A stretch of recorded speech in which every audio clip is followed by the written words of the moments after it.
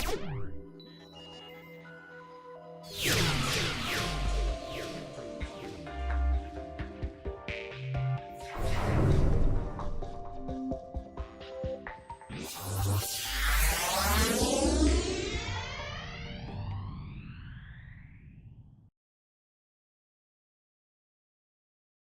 there guys, happy holidays, and welcome back to Just Gaming. Like I said in October, today I'm going to be looking at Nightmare Before Christmas Oogies Revenge for the PlayStation 2 and Xbox. But I felt like this video needed a little bit more put into it. After all, it is Christmas, so first I need to make a quick call.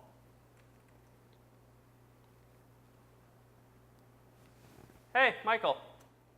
Hey, what's up? Nothing much. I was just wondering, what do you think of Nightmare Before Christmas? Honestly, I think it's kind of overrated. Oh, well, that sucks. Not really. Why do you ask? Well, I was hoping that you'd enjoy the movie more, because now that you're in my video, you're going to have to review the game with me. What? Oh. While Michael gets over his shock and confusion of teleporting instantaneously, let's roll the trailer.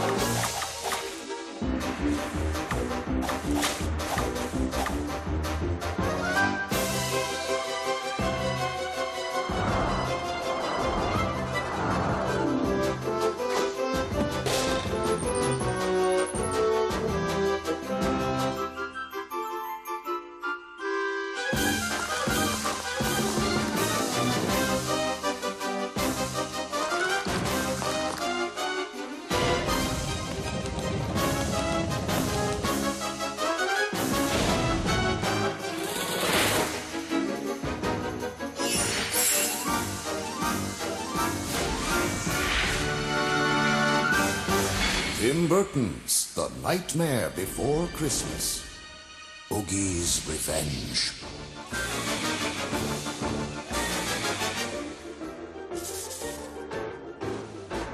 This town has changed, my boy, since you've been away. Without a pumpkin king, it's Oogie Boogie's way. It's payback time. Is that all you've got to say? Well, well, that's the spirit.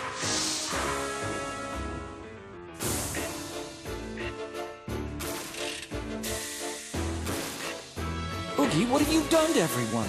They're all under my control.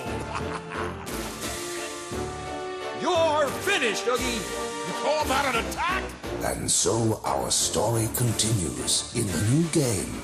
Tim Burton's The Nightmare Before Christmas. Oogies Revenge.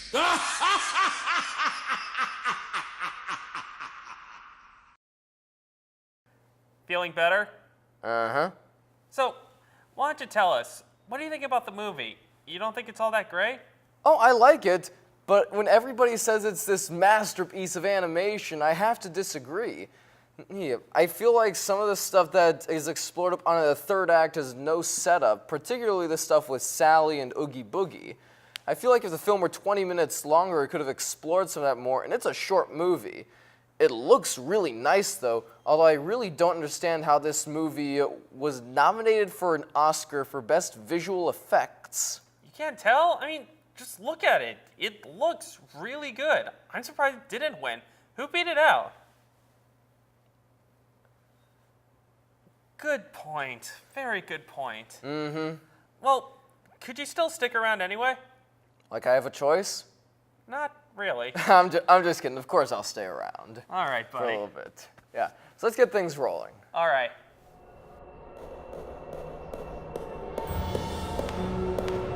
That's strange. The town's deserted.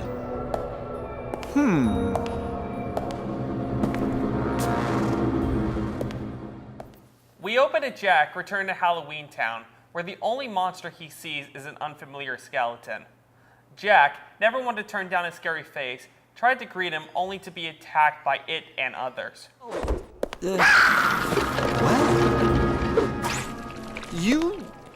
You're not from Halloween Town, are you? While fighting, a loudspeaker turns up and you hear a very familiar voice. Testing! Is this thing on? It's none other than Oogie Boogie, and he apparently is to blame for the disappearance of the town and the appearance of this army. So our mission is clear. Stop Oogie Boogie and save Halloween Town. Any questions?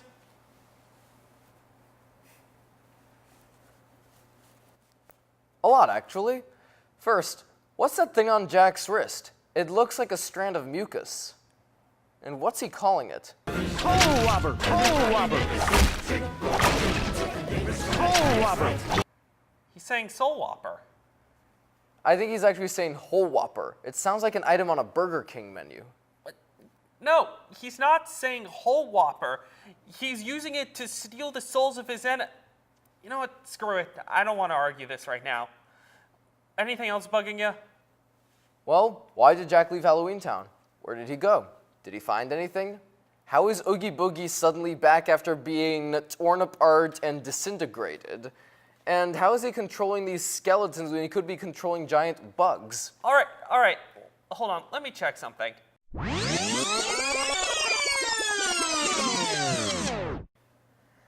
Oh, yeah, here we go. The story is in the skippable cutscene before the title screen.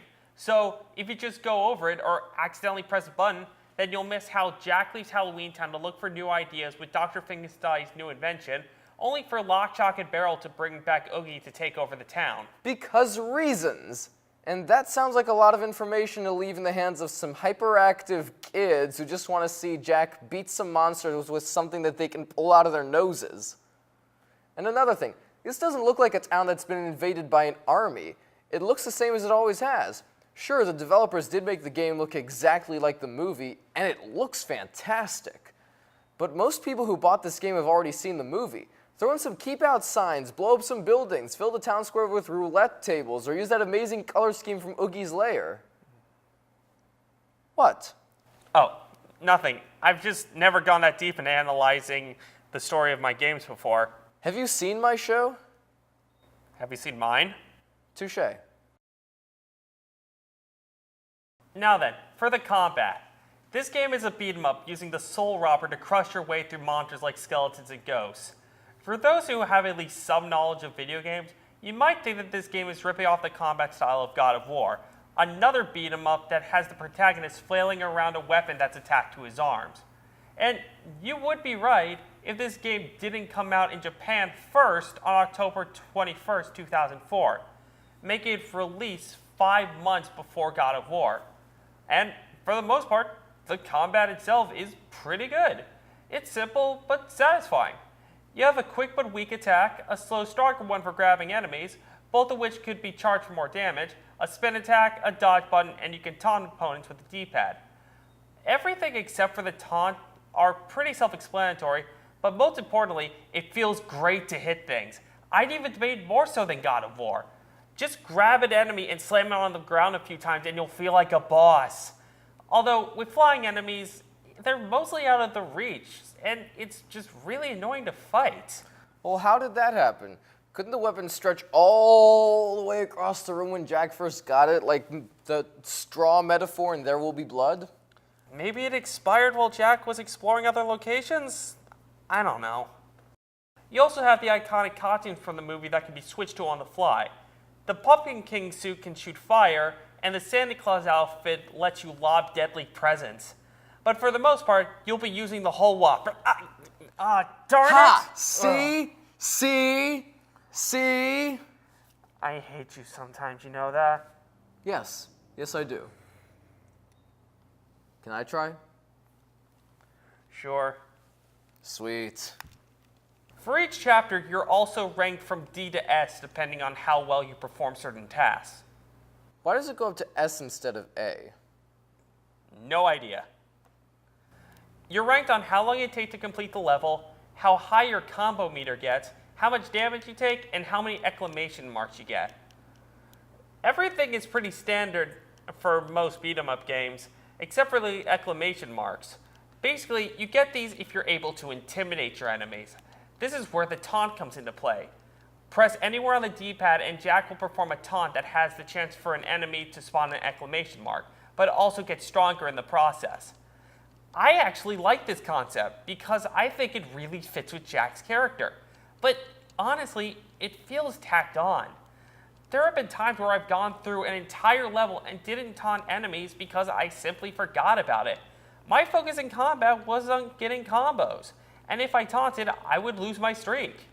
Maybe if I could press the button in the middle of a combo like in Paper Mario The Thousand Year Door, it would make combat a bit more visually interesting, a bit more complex, and you can throw in higher combos or a bit of help with each successful one, and you'd have a fun and unique fighting system.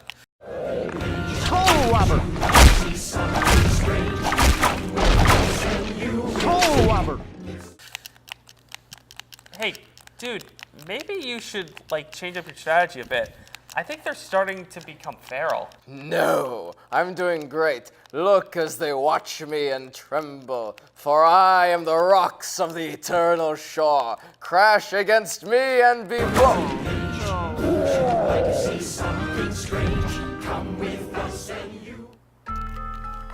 Thank you very much. Continue. 9, I've got 8, to hurry. 7, 6, Almost there. 5, 4, 3, I'm cutting it 2, close. 1, 0.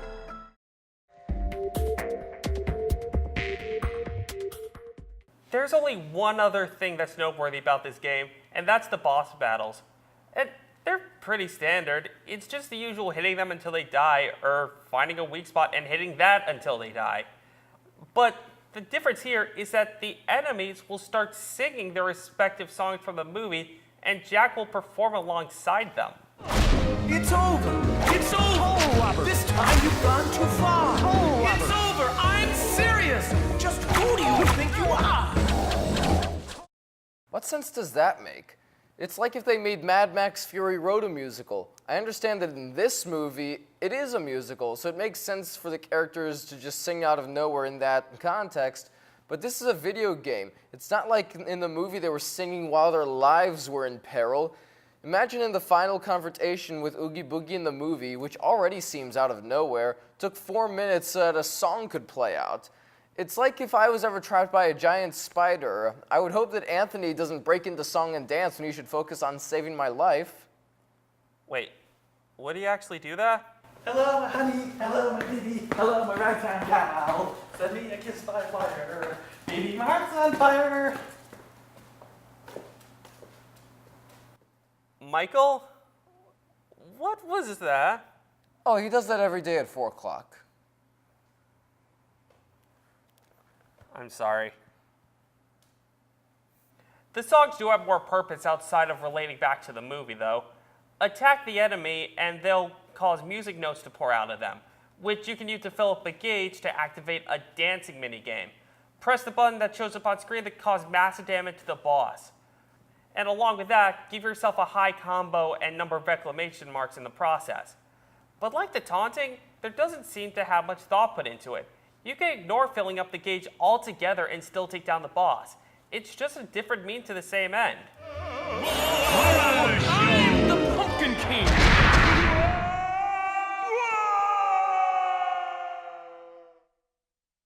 Let me get this straight, Justin. This game has all of the style and charm of the original Nightmare Before Christmas movie, but with nothing particularly spectacular to back it up. Yeah, basically. I'm out. Wait, hold on. Let me tell you. Can't I just teleport out of here the same way I came in? No, that's in my power, not yours. But you don't even know. It actually gets worse. How is that supposed to make me feel better? Now, for the most part, the beat-em-up ranking system, well, nothing great. There isn't anything particularly wrong with it. But it's the way that the game is structured that brings the whole thing down to me. Let's go back to the beginning of the game. After you get through the skeletons, it's prompting the player to go into Town Hall to fight the first boss. But But instead of going there, I decided to explore town a little bit. And once I'm done with that, I finally went through the doors to fight the boss. And afterwards, I got my first ranking. And this is where I realized that my time is affected while I'm in the town. This should be the safe area. I shouldn't have to rush myself here.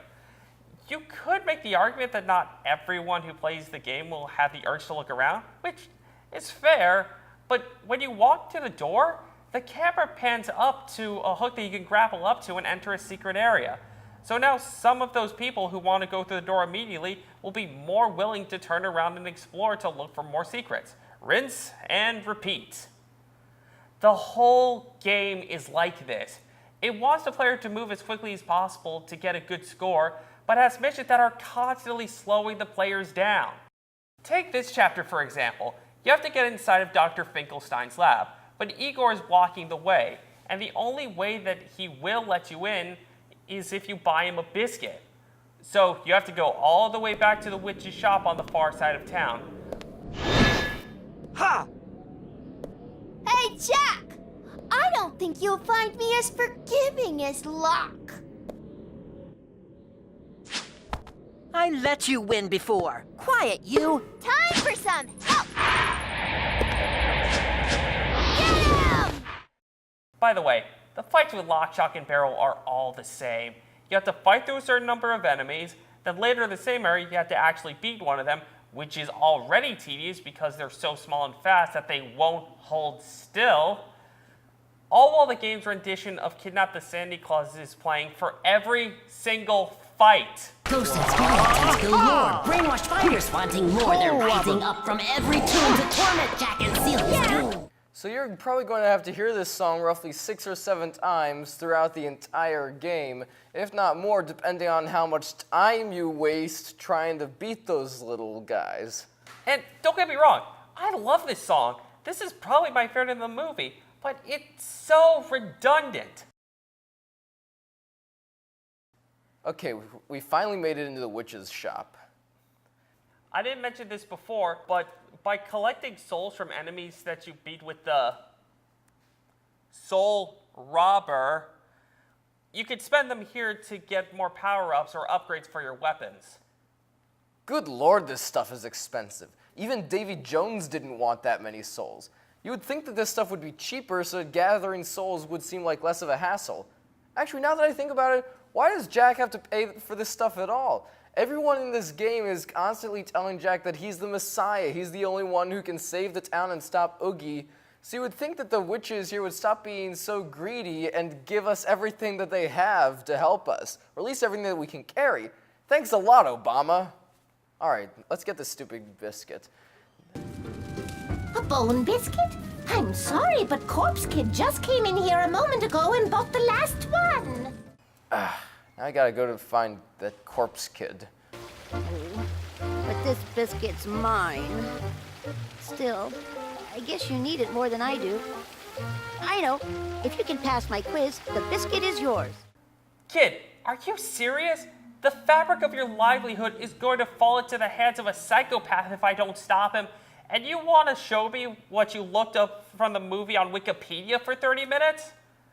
Michael, I'm leaving this in your hands. What? I don't want it. I checked out of this 10 minutes ago. Come on, you're the movie buff, right? All right, let's see what I can do here. Let's see, how many screws? What? Are you kidding me? How am I gonna know this? How would anyone know this? How many screws are on Dr. Finkelstein's head? Who watches the movie and tries to count how many screws are keeping his brain from falling out? And why do you know this?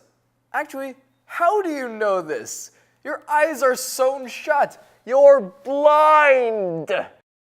Just tell me one thing.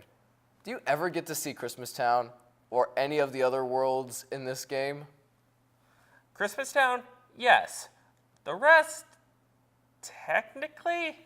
Oh boy. In this game, Oogie's major plot is to take over all the holiday lands to name himself the 7 Holidays King. That sounds like a lame title. But, okay, so you have to go to each world and clear out his minions, right? Well, seeing that the developers didn't have an original bone in their body, the only one that you go to is Christmas Town to save Santa. What about the other mascots? Oh, well, you're gonna love this. They're inside of these bags. In the bags. Yes. Do they ever come out of the bags? Nope. Have I just wasted my time? Probably. Have you told me everything that this game has to offer? Yeah, pretty much.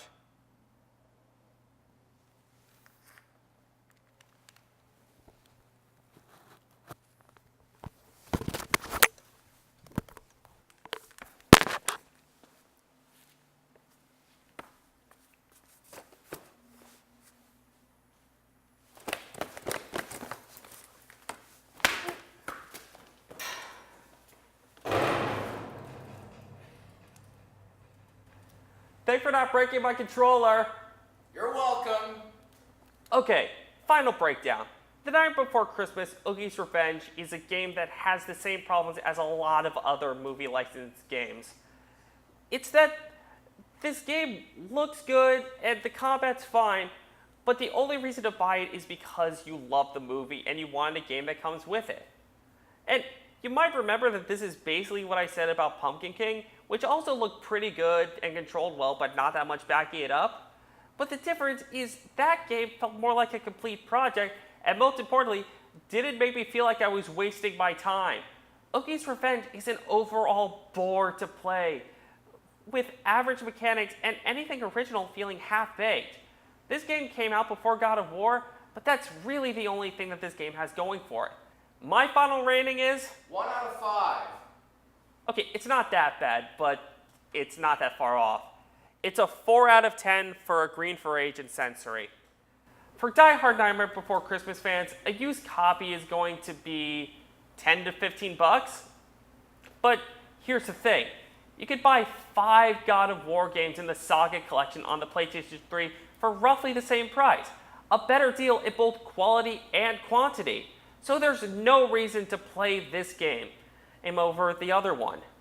Happy holidays, everyone. And if you excuse me, I think Michael needs a dose of Star Wars. Later. Yes, I do.